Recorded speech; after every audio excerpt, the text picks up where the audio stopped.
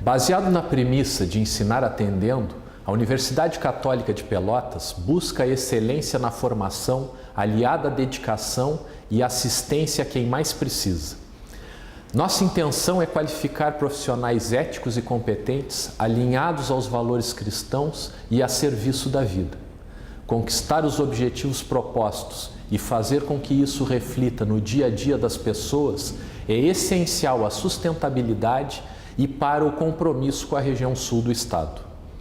O consórcio das universidades comunitárias gaúchas nos aproxima de outras instituições que têm a mesma missão e o mesmo papel na sociedade e nos permite perseguir objetivos comuns com a cooperação necessária para uma atuação cada vez mais qualificada junto à comunidade.